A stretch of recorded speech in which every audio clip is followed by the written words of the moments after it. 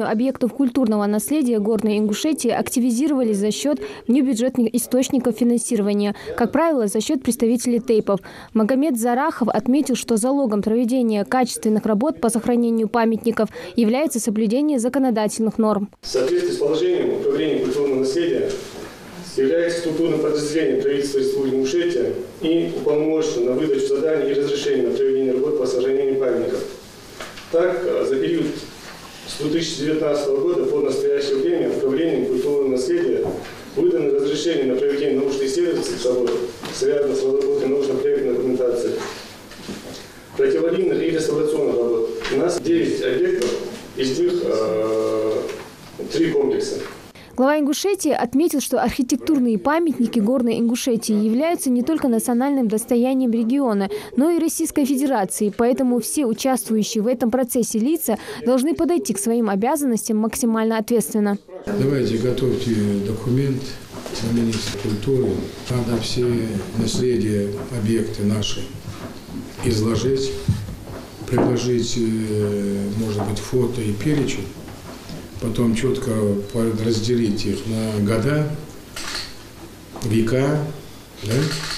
То есть специалисты, пусть историки, археологи там напишут докладную записку, подготовьте эту бумагу. То есть давайте вникайте в эту проблему и юридически мне весь пласт, знаете, изучите управление по наследию, их положение мне интересно, то есть современным нормативным блоком по культуре, именно объектов наследия. Полностью изучите мне этот вопрос.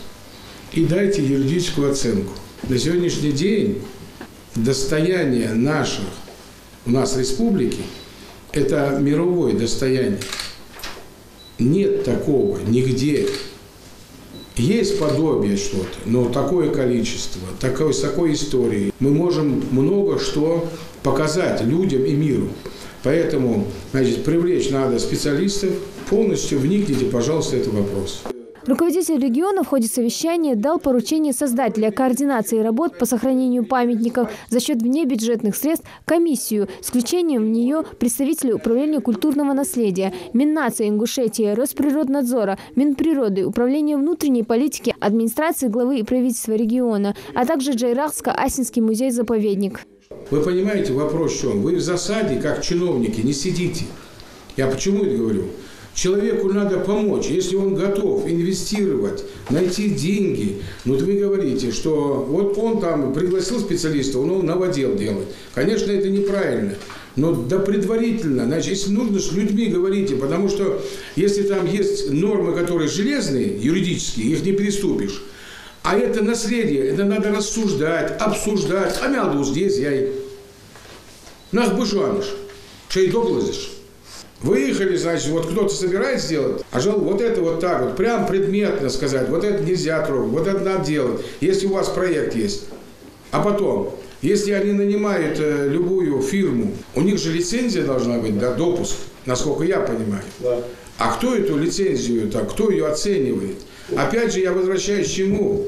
При управлении должно быть обязательно рабочая группа историков, археологов, всех специалистов, которые у нас есть. Свое видение вам сказать. Человек приходит, вы говорите, он неправильно делает, а вы сказали, вы знаете что, значит, давайте, я-то тут начальник, но у нас есть вот совет. Значит, мы приглашаем вас туда, на совет. Да? Да.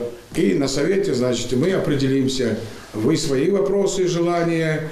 И то, надо говорить, мы поможем вам. Документы составить поможем. Мы вам поможем, какие там образцы вам и что мы можем сделать. У вас должен быть постоянный контроль, соглашение, где вы протокольным советом бы прописали бы, что период, вот у нас 3 человека, специалисты, ученые, которые периодически будут, значит, приезжать с вами там. А вы подходите и говорите, это не сдаться, а потом бумажки пишете. Слушай, наха, ну, душвана, тейпен цахамди волшуч. Понимаете, о чем я говорю? Вы должны ученых приглашать, и они должны постоянно с вами быть. Кроме того, глава отметил необходимость улучшения инфраструктуры предгорной и горной частей республики, создания комфортных условий гостям и туристам. Эта работа ведется. В Джайрахском районе уже зарегистрировано 11 гостевых домов. Предложение у меня было, чтобы частные дома, где есть, мы как-то финансируем, субсидии дадим, да, там. Семья приехала, легче дом зашли, приняли. У нас очень всегда прилично, и люди примут. И заработают люди, безработица же. Тонкости, мелочи, предусмотрите их. Понимаете, чтобы люди опять захотели приехать. И я бы сказал вот по дороге, от Нестеровки начиная, и полностью, вдоль. Чтобы человек едет там в гостевой дом, раз заехал, телефон есть, на сайт зашел с семьей, с другом приехал, проездом едет. Очень доброжелательно, очень внимательно отнеситесь к гостям.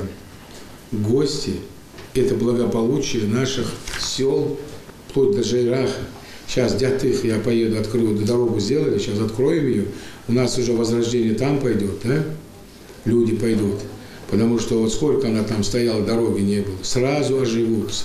Понимаете? И там тоже можно продумать, какой-нибудь комплекс туристический сделать. Красиво же, хорошо ведь.